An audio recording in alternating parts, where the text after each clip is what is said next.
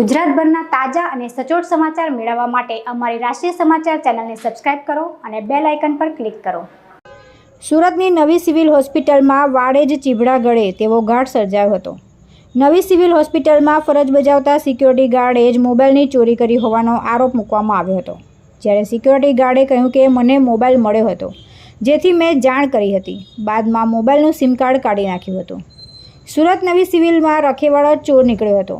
નવી સિવિલ હોસ્પિટલમાં સિક્યોરિટી ગાર્ડે જ મોબાઈલ ચોરી કર્યાનો આરોપ મૂકવામાં આવ્યો છે। શક્તિ સિક્યોરિટી ગાર્ડે મોબાઈલ ચોરી કર્યો હતો।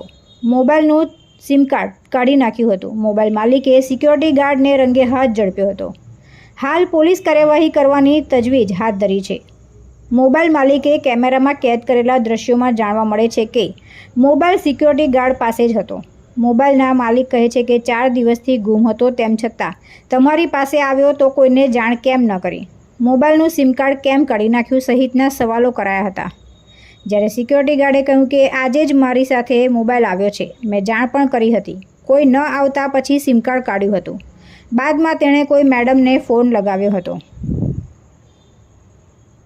તુલસી શર્મા સાથે રાષ્ટ્રીય સમાચાર સુરત।